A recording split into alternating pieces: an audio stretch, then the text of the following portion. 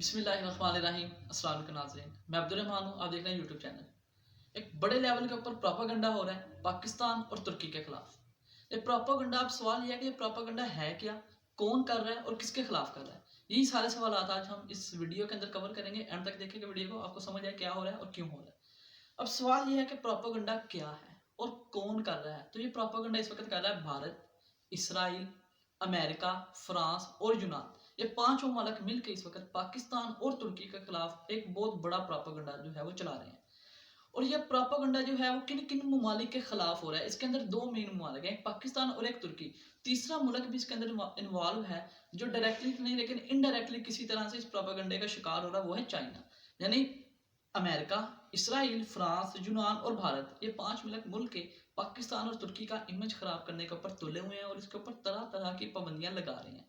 अब सवाल ये पैदा होता है कि ये प्रोपागेंडा आखिर शुरू कहाँ से हुआ और ये प्रोपागेंडा हुआ क्यों, आखिर इसकी वजह क्यों आई कि उनको, जो ये फ्रांस हो गया, इसराइल, अमेरिका और भारत, इनको ये प्रोपागेंडा करना पड़ा। तो उसकी वजह सिंपल सी ये है कि तुर्की जो है वो अमेरिका के साथ मिलकर पिछले कुछ सालों में हथियार बनाने के, यानी हथियारों के प्रोडक्शन के ऊपर काम कर रहा था।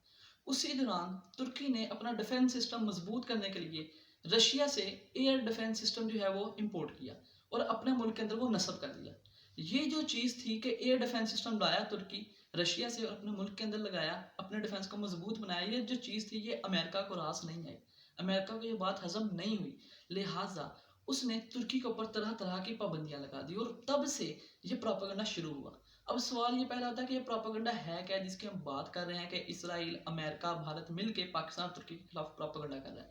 प्रोपागेंडा ये है कि जब उसने, अमेरिका ने तुर्की के ऊपर पाबंदियां लगाई तो अमेरिका को कोई ना कोई वजह भी चाहिए थी, कोई सबूत चाहिए था कि हम तुर्की के ऊपर पाबंदियां लगा सकें। तो उसने वजह ये बनाई, कहानी ये बनाई, स्टोरी ये बनाई कि जो तुर्की है वो अपना न्यूक्लियर प्रोडक्शन कर रहा है, न्यूक्लियर वेपन्स बना रहा है और उसकी मदद कर रहा है पाकिस्तान। लिहाजा पाकिस्तान एक गरीब मुल्क है, पाकिस्तान आईएमएफ से कर्ज लेता है और आईएमएफ के ऊपर हुकूमत है अमेरिका की, ये मैं अपने पिछले व्लॉग में भी बता चुका हूँ। तो लिहाजा अमेरिका को ये सूटेबल होता है, अमेरिका के लिए फिजिबल होता है, अमेरिका के लिए बहुत आसान होता है कि कोई भी इल्ज़ाम लाए और पाकिस्तान के ऊपर थोप दे। लिहाजा उसने यहाँ पे भी यही किया कि पाकिस्तान को कह दिया कि जी ये तुर्की की मदद कर रहे हो। किसी हद तक इस वक्त पाकिस्तान और तुर्की के जो ताल्लुकात हैं वो बढ़ भी रहे हैं, तो लिहाजा लोगों को भी ये बात मानने में आसानी थी। तो लिहाजा अमेरिका ने पाकिस्तान के ऊपर इल्ज़ाम तराशी की कि पाकिस्तान जो है वो तुर्की की बहुत ज़्यादा पैमाने पर मदद कर रहा है और जो तुर्की है वो अपने एटमी हथियारों की प्रोडक्शन सिस्टम कर रहा है और वो न्यूक्लियर जो है पावर बनने के लिए जा रहा है। ये इल्ज़ाम लगाया इस वक्त अमेरिका ने और यही प्रोपागेंडा जो है वो चल रहा है। अब अगर देखा जाए कि इस प्रोपागेंडा के अंदर कितनी सच्चाई है या कितनी इसके अंदर वो, आप कह लें कि ये प्रोपागेंडा हो किस तरह से रहा है, पहले तो हमें ये चीज़ समझने की जरूरत है। वही पुराना तरीका मीडिया का यूज़ किया जा रहा है जिसके अंदर सर फहरिस्त जी न्यूज़, जो कि एक इंडियन चैनल है, इंडियन अखबार है, वो खबर शाये करता है कि पाकिस्तान एंड तुर्की और in detail discussion over nuclear program, कि वो एक बहुत बड़ी डिस्कशन के अंदर है पाकिस्तान और तुर्की न्यूक्लियर प्रोग्राम को लेके। ये खबर शाये की थी जी न्यूज़ ने, जो कि इंडिया का एक टॉप का पेपर है। उसके बाद यही खबर जो है वो शाये की है टीवीएफ न्यूज़ ने। टीवीएफ न्यूज़ भी इंडिया का ही है, उन्होंने भी सेम खबर यही कोट की कि पाकिस्तान और तुर्की न्यूक्लियर प्रोडक्शन के अंदर एक दूसरे के ऊपर जो है उनकी मीटिंग्स हो रही हैं, उनके जो है वो डेलीगेशंस आ जा रहे हैं, उनके दरम्यान में बड़ा काम हो रहा है पाकिस्तान और तुर्की के दरम्यान न्यूक्लियर पावर को बनाने के लिए तुर्की को।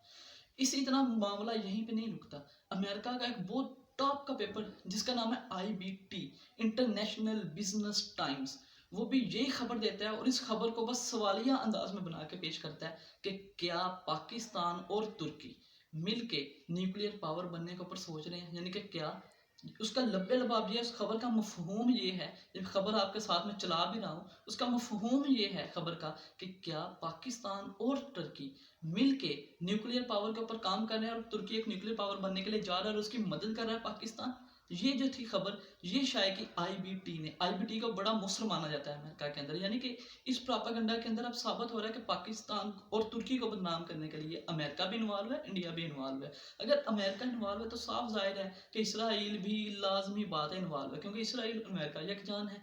और अगर देखा जाए तो तुर्की की फ्रांस के साथ बिल्कुल नहीं बन रही आजकल, उनके तनाव पर बहुत ज़्यादा तनाव का शिकार है तुर्की और फ्रांस के मामला, तो इसके अंदर फ्रांस भी ऐड है।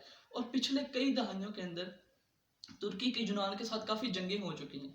तो यूनान भी इस प्रोपेगेंडे का हिस्सा बनता जा रहा है जो कि तुर्की के खिलाफ है। अब ये प्रोपेगेंडा किस तरह से किया, किस तरह से जा रहा है, ये प्रोपेगेंडा है क्या बेसिकली, ये क्या रहे हैं, ये अरब ममालिक भी कुछ इनके साथ है, अमेरिका, इसराइल, भारत, ये मिलके बयानियां क्या सेट कर रहे हैं, एक एक्सप्लेनेशन क्या दे रहे हैं इस प्रोपेगेंडे की कि ये प्रोपेगेंडा है क्या, कह ये रहे हैं कि जी सदर तैयब उर्दुगान की कुछ स्टेटमेंट्स को लेके जो उन्होंने बयान दिए कि जब मुआहिदा लौज़ान ख़त्म हो जाएगा, 2023 में मुआहिदा लौज़ान ख़त्म हो रहा है। मुआहिदा लौज़ान था कि जब सल्तनत उस्मानिया ख़त्म हुई तो तुर्की के ऊपर बहुत सारी पाबंदियां लग गई। वो पाबंदियां 100 साल पूरे होने के बाद अब 2023 के अंदर ख़त्म हो रही हैं। उन पाबंदियों के ख़त्म होने के बाद तैयब उर्दुगान कहता है कि तुर्की पहले जैसा नहीं रहेगा। अब ये ममालिक जो प्रोपेगेंडा कर रहे हैं वो ये कह रहे हैं कि तुर्की जो है वो 2023 से पहले एटमी ताकत बनना चाह रहा है और उसकी मदद कर रहा है इस वक्त पाकिस्तान।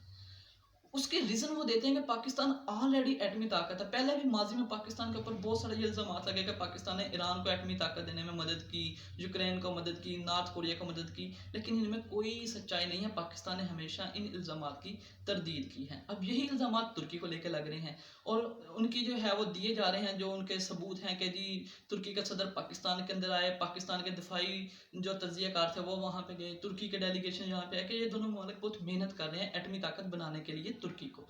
अब अगर देखा जाए तो ये कोई बहुत बड़े लेवल के ऊपर पाकिस्तान मदद नहीं कर रहा। एक दिफाई मुआहिदे होते हैं मुख्तलिफ ममालिक के दरमियान में होते हैं। अमेरिका जो है इस वक्त एटमी ताकत है, बहुत बड़ी सुपर पावर अपने आप को कहता है। अमेरिका और इसराइल के दरमियान में भी इस तरह के मुआहिदे होते हैं दिफाई चीज़ों को लेके।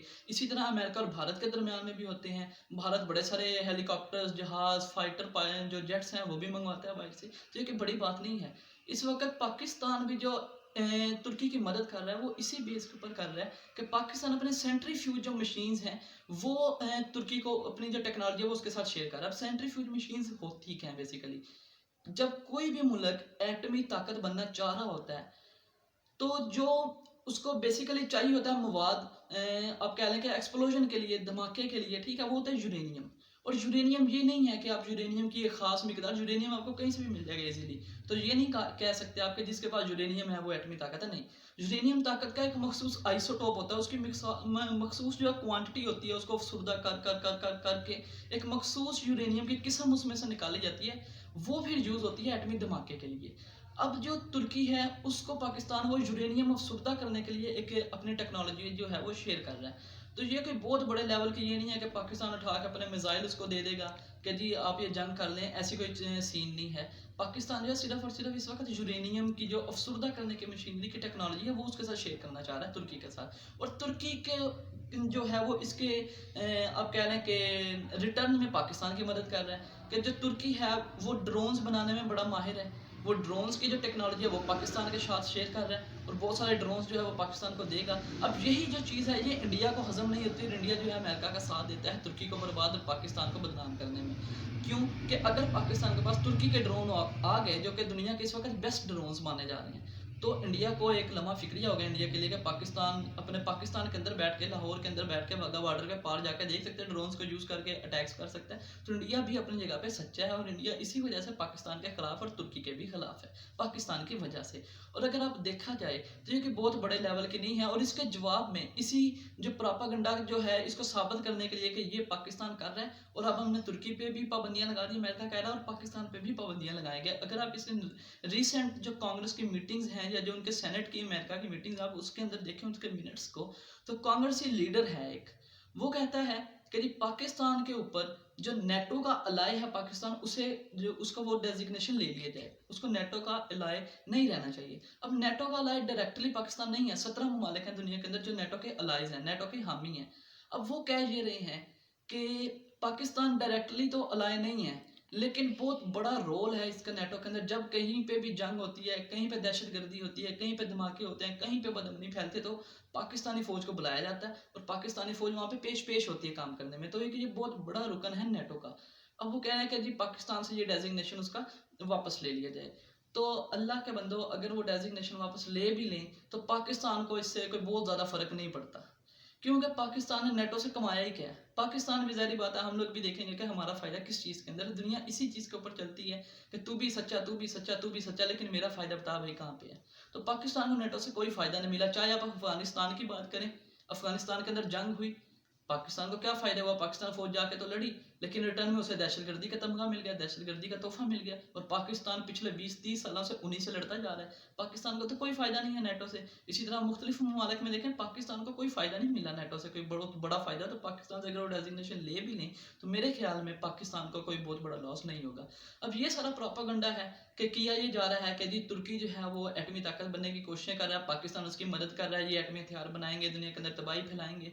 तो जो पहले ऑलरेडी एटमी ताकतें हैं, अमेरिका को आप ले लें, इसराइल जो है बज़ाहिर अपना ये एटमी ताकत का ऐलान नहीं करता, लेकिन उसके पास बहुत बड़ी ताकत है।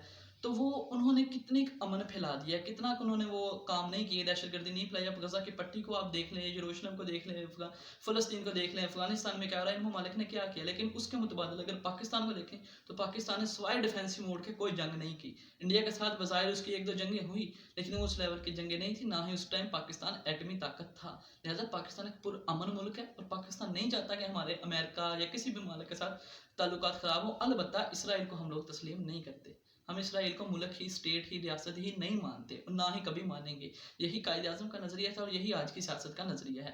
ये हमने आपको बताया कि ये प्रोपेगेंडा इस वक्त हो रहा है पाकिस्तान और तुर्की के खिलाफ, और जो चाइना है वो इसके अंदर इनडायरेक्टली थोड़ा सा इन्वॉल्व हो चुका है, इस प्रोपेगेंडा का शिकार हो चुका है। वो इस तरह कि चाइना एक उभरती हुई इकोनॉमी है, चाइना एक बिजनेस हब बन चुका है और चाइना देख रहा है कि तुर्की और पाकिस्तान फ्यूचर में ट्रेन चलाना चाह रहे हैं जो 3 ममालिक से गुजरेगी, पाकिस्तान, तुर्की और ईरान से होती हुई। तो वो अपनी बहुत बड़ी मंडी देख रहा है कि मैं इस रास्ते से तजारत करूंगा, और वो पाकिस्तान का साथ दे रहा है और तुर्की को भी सपोर्ट कर रहा है। तो लिहाजा चाइना को भी इसके अंदर जो है वो घसीटा जा रहा है प्रोपेगेंडा के अंदर, कि चाइना कल को बड़ी मैशत ना बन जाए और हमारे खिलाफ खड़ा ना हो जाए। और यही अमेरिका शुरू से करता है कि जो उसके खिलाफ खड़ा होना चाहता है वो उसे दबाने की कोशिश करते हैं। तो ये अब तक का प्रोपेगेंडा था जो हमने आपको बताया। अगर देखा जाए तो पाकिस्तान एक पूरा मन मुल्क है और पाकिस्तान ने ऐसा कभी कुछ नहीं चाहा। ये एक मामूल के दफाई मुहाइदे हैं जो तुर्की और पाकिस्तान के माबैन हो रहे हैं, और पाकिस्तान एक इस्लामी मुल्क है, तुर्की भी एक इस्लामी रियासत है।